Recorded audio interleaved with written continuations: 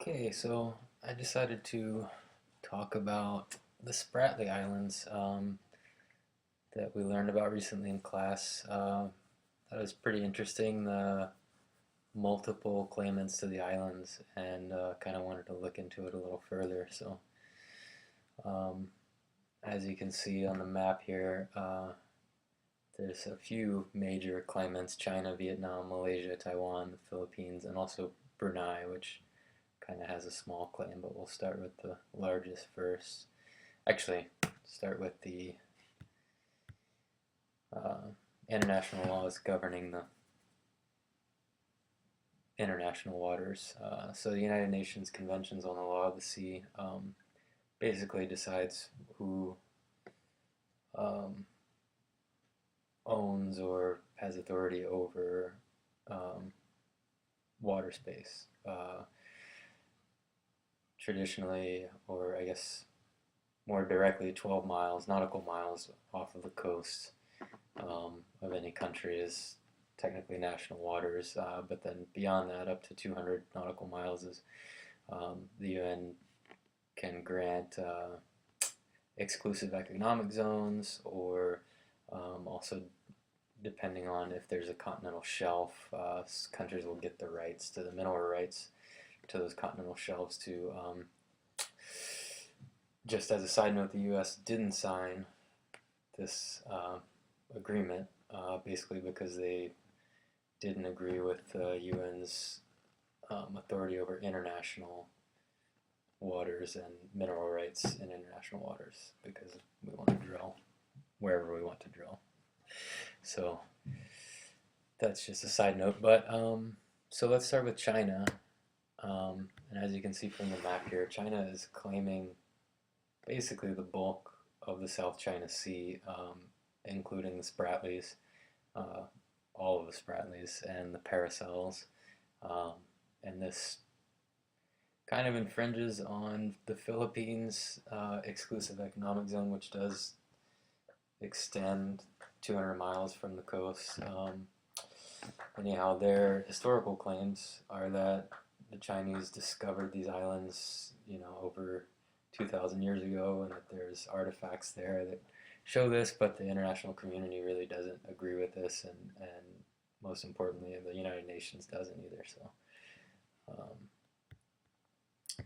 So the next claimant is Vietnam, and Vietnam actually controls the most out of any of these countries, controls the most features, reefs, cays, and islands, and so they have a historical claim too from the 16th century, and they had sent flotillas out there to sort of occupy for brief, not year-round occupation, but months at a time to gather resources or to survey the islands, basically. So the Philippines also has a claim. They have, in my opinion, kind of the more reasonable claim that actually goes along with the UN rules, that they have this economic zone that extends beyond their shoreline. They're only really claiming things within that zone and not infringing on anyone else's. It seems like so they're occupying 8 of those islands, and they've claimed quite a few more. And the U.S. doesn't really officially back them. I don't think that the U.S. wants to be involved in the dispute, but I think in the background they kind of are. So there's also Taiwan, which, as you can see in the middle here, controls one that happens to be the largest of the Spratlys, and they're fairly present in the region. They were holding live fire drills there very recently, and that was causing kind of a stir. So then there's a few smaller claimants. Malaysia kind of has a few islands there, and also, as you can see from this map, is claiming those islands and part of the South China Sea that goes over into Brunei's claims and into the Philippines. So and here's Brunei. As you can see in the previous map, they're basically just claiming the waters off of their country, which seems to be in line with the UN rules, and they're not claiming any islands. So they're sort of a smaller player in this, and probably just trying to maintain some control over their waters throughout this dispute. So, yeah, it's really complicated and really hard to talk about in a 5 to 10 minute video, but I guess the thing I really wanted to point out from showing all these claimants and what they're really after, it's like who should control these islands and the resources below them. And really, I guess it comes down to the UN convention. There weren't any historical occupants.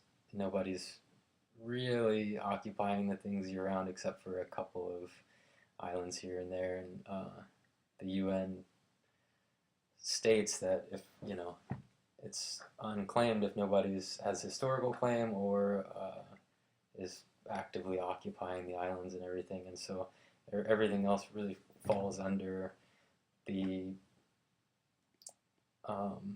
Convention of the Law of the Sea that says that, up to 200 nautical miles you can have these exclusive economic zones, which the Philippines is claiming. And as you can see from the blue dotted lines on the map, that's, China's really claiming well beyond their rightful ownership. And like I said, nobody really backs their historical claim back to the 2nd century before the Common Era. So really, who should have control? It's probably what falls within those UN,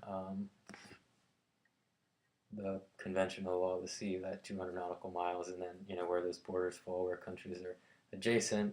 As you can see with Brunei, they cut them off at a certain area in between. But I think the UN law is the only one that can really clearly delineate those zones, and but that may not be how it goes. China's probably got the largest military in the region, and they're going to exert the most power. So we'll see in the future. It's an ongoing conflict, and like I said, it's difficult to talk about all this in a 10-minute video, but definitely an interesting situation to see where it goes from here. So thanks for listening, and that's it. All right.